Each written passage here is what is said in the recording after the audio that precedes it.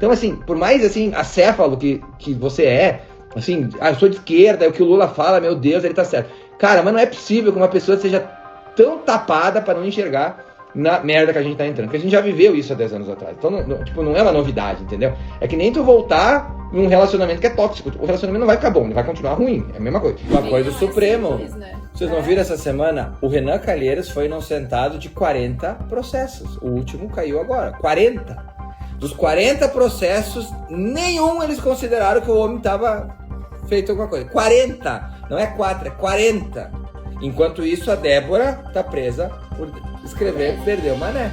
Vocês entendem? Então, como é que a gente corrige isso? Pessoal, vou trazer para vocês a partir de agora o deputado federal Maurício Marcon, um excelente combativo deputado da direita, um dos principais lá no Congresso, junto com Nicolas Ferreira, Gustavo Gayer, que vai fazer uma análise sobre o momento, sobre o que está acontecendo e na visão dele, seguindo nesse ritmo, o Brasil vai quebrar. Sim, palavras dele, e ele vai detalhar o porquê nesse importante vídeo.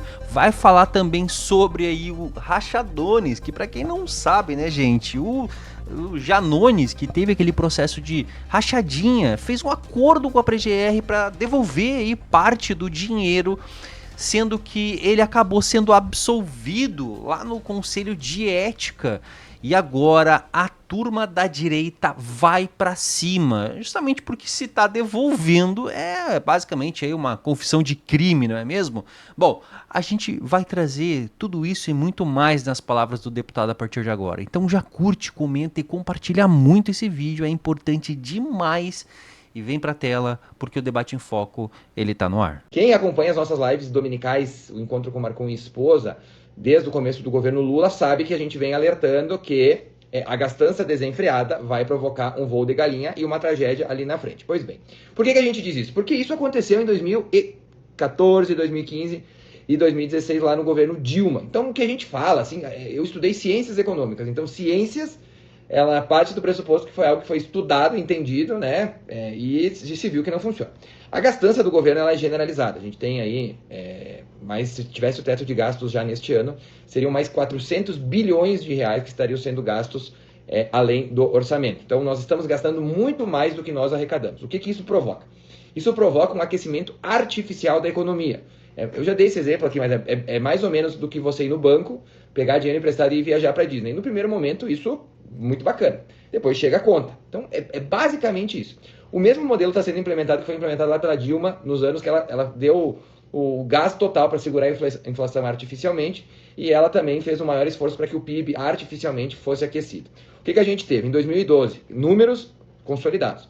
Crescimento de 1,9%. 2013, que eu acho que é provavelmente onde nós estamos, 3% de crescimento. Aí tu dizia, nossa, o Brasil bombando, né? Aí 2014, que é este ano que agora nós estamos adentrando, em 2014 nós tivemos uma alta do PIB de somente 0,5%, e a tragédia, todos se lembram, veio em 2015 e 2016, com quedas do PIB de 3,5% e 3,3% respectivamente, sem contar que a inflação chegou a 2 dígitos, né? Também teve a baixa numa canetada dos juros, o que desregulou completamente a nossa economia, e nós empobrecemos e perdemos a década inteira por causa dessa tragédia provocada. Pois bem, como a gente está tendo um aumento de gastos, e aí tu cria uma demanda artificial, porque o Brasil ele não tem uma capacidade de oferta baseada numa demanda que não existe, porque nós estamos impulsionando. Vamos por exemplo de novo, imaginem vocês que todos os brasileiros hoje vão até o banco, pegam dinheiro emprestado e vão para Disney. O que vai acontecer com as passagens, com os aviões, com tudo?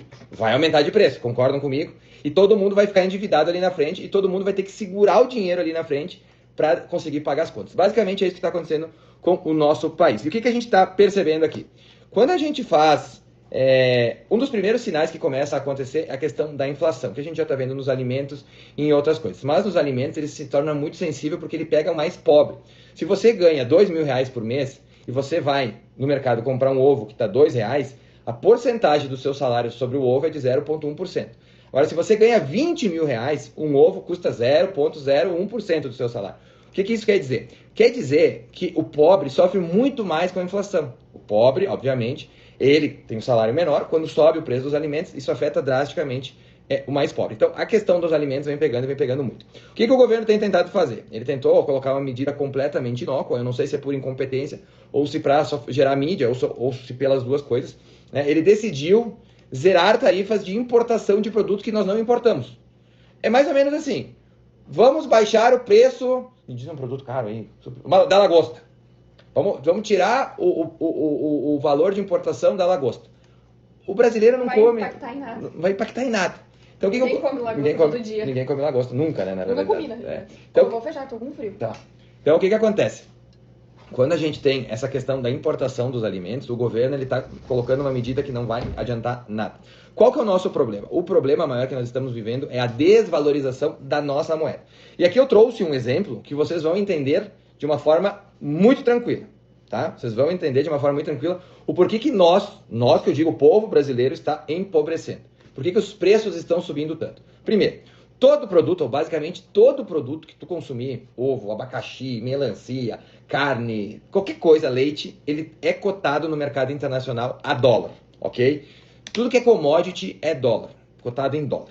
Você, eu e todos nós recebemos em reais. Então eu trouxe um exemplo aqui, amor, vê se tu consegue entender esse exemplo. Em 10 de março de 2024, o dólar estava em média R$5, ok? Um dólar equivale a R$5. O salário mínimo naquele momento era de R$1.412, ok? O salário mínimo hoje é R$1.518. Para quem olhar esses números vai dizer, pô, o salário mínimo aumentou. O problema é que ele não aumentou. Sabe por quê? Porque hoje o dólar está 5,80, ou seja, um ano depois o dólar está 5,80. Quando o salário mínimo era de 1.412 e o dólar estava R$5, você ganhava por mês, se ganhava um salário mínimo exatos $282 com 40 centavos. Hoje, que o salário mínimo está 1.518, você ganha 261,72. Ou seja, se teve uma perda no poder de compra de pouco menos de 10% em um ano. Então, o que você... Vamos para um exemplo normal. Meu salário é R$1. Ganho R$1. E essa água custa R$1. Eu compro com o meu salário uma água. Aí suponhamos que o governo, de forma mágica, ele vai lá e ele aumenta o meu salário para R$2. Nossa, que governo maravilhoso, agora que eu estou ganhando R$2. Porém, com esse aumento artificial, ele fez com que a inflação colocasse essa água a R$3. Ou seja, eu comprava com o meu salário uma água. Agora eu não compro mais. É isso que nós estamos vivendo neste momento no Brasil. O governo está indo ao mercado pegar dinheiro e gastando a rodo, impulsionando um consumo que a gente não consegue dar conta da oferta, o que provoca o aumento dos preços para equilibrar. O que isso vai gerar agora aqui na frente? Vai gerar desemprego e recessão, que é o que a gente já está vendo. Saiu os números do próprio IBGE, lá do Postman, que a gente sempre tem que estar com o pezinho atrás, mas se até ele está colocando os números ruins, é porque a giripoca realmente está piando. Tem então a taxa de desocupação, e ela já vem piorando há 2 trimestres. Nós chegamos a ter lá, no fim de outubro, 6,1, e agora nós já temos 6,5 de desemprego. É a mesma catástrofe provocada no governo Dilma Rousseff em 2014. A mesma. Não muda nada. Excesso de gastos, inflação começa a descontrolar. E o que o governo está fazendo para controlar isso? Nada. Pior. Ele está piorando a situação. Como assim, Marco? Sim, ele está injetando mais recursos na economia. Ou seja, nós já temos um mercado artificialmente aquecido, artificialmente, que isso não é crescimento sustentável, e ele está colocando mais lenha na fogueira, tentando provocar que as pessoas continuem comprando de uma forma que não é sustentável, ou seja, elas estão pegando mais dinheiro no banco indo para a Disney e elas estão se endividando mais. Elas, nesse caso, é o governo, somos nós. Então, o que a gente tem pela frente é uma situação muito difícil. O governo deve, nos próximos meses, tentar medidas heterodoxas. O próprio Lula falou que não descarta medidas mais radicais para segurar o preço dos alimentos. E o que isso quer dizer? Muito provavelmente quer dizer congelamento de preços. Aí o que acontece com o congelamento? Vamos lá. Vamos supor que a água custa R$1 para ser produzida. O governo diz que ela só pode ser vendida a 80 centavos. O que vai acontecer? Some a água. Começa as prateleiras vazias. Isso foi tentado na Argentina uns 4, 5 anos atrás e já foi tentado também no Brasil. Sim, porque tipo, a empresa não vai nem produzir se ela não tiver lucro para produzir. Ela não vai fazer aquele produto, né? Uhum. As pessoas aí acham que o empresário é malvadão, mas aí começa se essa daí. elas estivessem no lugar do empresário, elas também não fariam. Aí vai começar essa narrativa que a culpa é do empresário. O empresário é malvadão. Que foi a mesma coisa que aconteceu na época do Sarney. Se você tem mais de 50 anos, 45, você deve lembrar das fiscais do Sarney, que era o presidente à época, ele colocava mulheres e homens, enfim, nos corredores dos supermercados com uma tabela para que essas pessoas conferissem se estava aumentando ou não os preços. E houve, à época, supermercados fechados, empresários presos, enfim, por supostamente aumentarem os preços. Então, o que acontece? O governo provocou uma merda gigantesca, a crise já está contratada, o governo, ao invés de tirar o pé do acelerador e dar uma brecada na merda, ele está colocando mais lenha nessa fogueira. Então, os próximos meses a gente vai ter uma situação muito complexa na nossa economia. Preparem-se, estejam preparados, porque o que aconteceu em 2014, 2015, 2016 vai acontecer de novo. O que pode acontecer é o governo, neste momento, tentar empurrar a crise para frente. Quanto mais ele empurrar a crise para frente, maior ela será. Por que ele vai tentar empurrar para frente? Porque o governo, baseado nas suas números de avaliação negativo, que está explodindo por tudo, ele precisa urgentemente criar um fato novo, tentar baratear os alimentos de alguma forma, só que isso só vai dar mais dramaticidade para a nossa economia. O que teria que ser feito? Um corte de gastos violento, começando, por exemplo, pela Lei Rouanet, lá 16 bilhões, né, parando a Janja de viajar pelo mundo com o nosso dinheiro. A Globo recebeu já 300 milhões do governo Lula, para vocês terem uma ideia. Então, cortar gastos, né, para a gente conseguir diminuir a nossa dívida e estabilizar a economia, para que a gente tenha um crescimento sustentável. Não é isso que o governo quer fazer, não é isso que vai fazer. Então, até 2026, enquanto eles estiverem no poder, a nossa situação vai ficar muito pior. Isso aqui é matemática, tá? Não é nem questão de opinião. Qualquer economista nível Marcon, ou seja, baixíssimo, que se formou e que entende minimamente de economia, sabe que a crise está contratada. Qualquer dona de casa que gasta mais do que ela ganha, ela sabe que ela vai quebrar. Isso vale para o governo também. Então não tem muito mistério, não é uma questão de ideológico. O Marcon é de direita, eu que sou de esquerda, acho que tá... Gente, Deus deu uma cabeça com os neurônios dentro. Tipo, tentem colocar ela minimamente assim para funcionar, sabe? É mínimo, não precisa ser um gênio, assim, nossa, eu vou criar, né, um computador quântico. Não, é só pegar o resultado de fazer esse tipo... É que nem fritar um ovo, gente. Fritar um ovo, você quebra o ovo, você abre o ovo, bota na frigideira com um pouquinho de óleo, bota um salzinho, dá 5 minutinhos lá e come o ovo. Isso é o crescimento da economia, é assim. Se você pegar o ovo com casca, enfiar dentro e não botar azeite, não botar sal e tentar comer depois, o resultado vai ser horrível. Isso é para economia também. Então, assim, por mais assim acéfalo que você assim, eu sou de esquerda, é o que o Lula fala, meu Deus, ele tá certo. Cara, mas não é possível que uma pessoa seja tão tapada para não enxergar na merda que a gente tá entrando. Porque a gente já viveu isso há 10 anos atrás. Então, não é uma novidade, entendeu? É que nem tu voltar num relacionamento que é tóxico. O relacionamento não vai ficar bom, ele vai continuar ruim. É a mesma coisa. Então, assim, pessoal... Não, e o pior é que, tipo, quando era na época do Bolsonaro, tudo era culpa do Bolsonaro. Né? Tudo era culpa dele, ele era um monstro. Tudo que acontecia era culpa dele. Agora não mais. Agora, nada é culpa do Lula. Nada. Tipo... A pandemia existiu por culpa do Bolsonaro. Tem gente que acredita que se não fosse o Bolsonaro, não teria morrido nenhuma pessoa no Brasil. Sim. Tem gente que acredita nisso, gente. E depois dizem que a nossa espécie é racional. E eu tenho minhas dúvidas. Hoje, aqui, eu já vi entrevistas, inclusive, das pessoas falando do mercado. Vocês notaram se tá caro? Depois, tá mais caro mesmo. Tá, e vocês acham que é culpa de quem? Não, mas não é culpa do Lula isso. Tipo, elas não conseguem botar na conta do governo. Mas sem entender que quem faz a política monetária e manda nisso tudo e gerencia a maneira como o dinheiro do país é usado é o governo.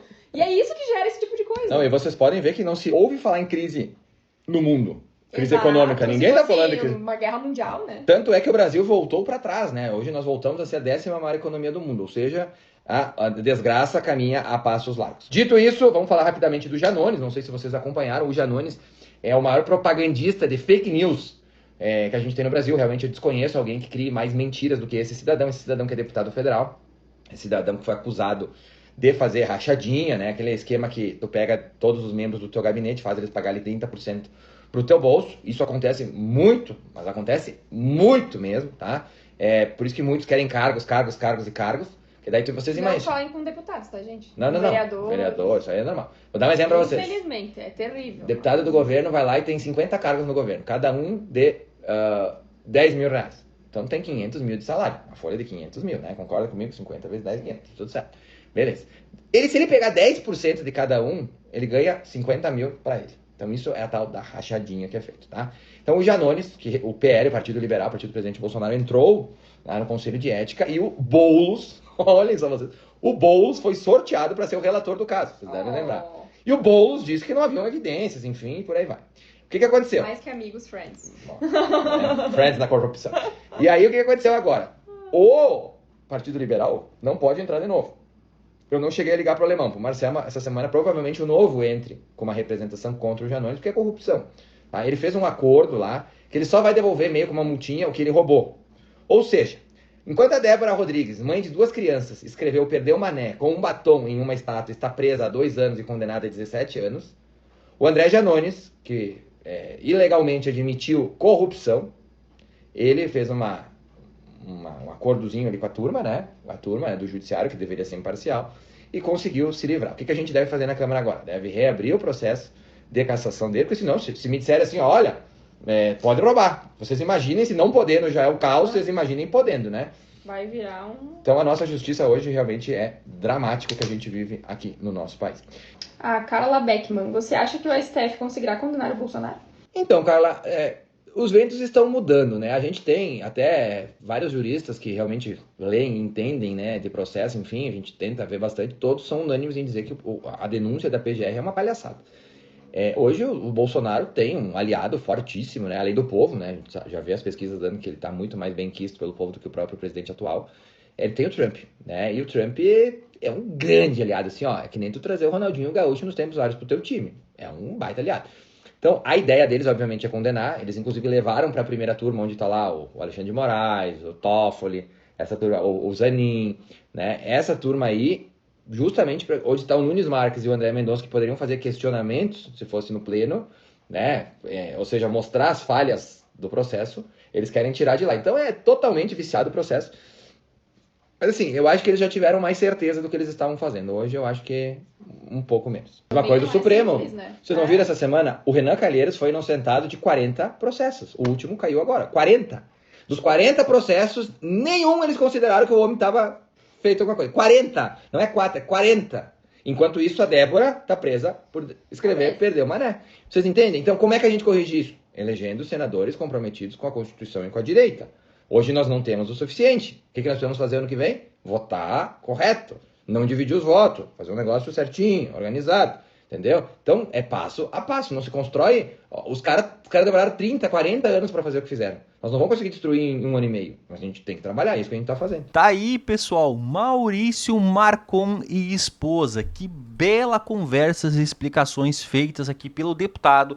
E que, se vocês prestaram atenção, ele citou que vai conversar aí com o Marcel Van Hatten, que muito provavelmente o Partido Novo vai entrar com um novo pedido aí de cassação do deputado Janones, né, gente? Que praticamente confessou aí a rachadinha, agora tendo que devolver, fazendo um acordo com a PGR de não percussão penal e devolvendo parte do valor. Para vocês verem o jeito que a coisa chegou, né, pessoal? E tá aí o deputado. Bom, vai ter novos capítulos. Eu vou trazer para vocês aqui. Pessoal, o Maurício explicou várias questões importantes. Dentre elas também a situação atual do Brasil. Inclusive, ele já tinha citado em outras lives anteriores, dizendo que para o impeachment agora já não daria mais tempo. Justamente porque o impeachment leva cerca de 15 meses, aí já teria uma próxima eleição. O negócio mesmo é desgastar a imagem do governo Lula agora para que sequer consiga concorrer em 2026. E eu quero saber a opinião de vocês aqui embaixo. Quem quiser dar uma força pro canal do Maurício, vou estar deixando um link também, corre lá, diz que veio a partir do canal Debate em Foco. Pessoal, eu tô ligado aqui para trazer tudo que chega de novo importante para vocês, então se tu não é um inscrito, faz isso agora, compartilha esse vídeo e fica ligado, que logo mais já pode ter um vídeo novo aqui no canal Debate em Foco.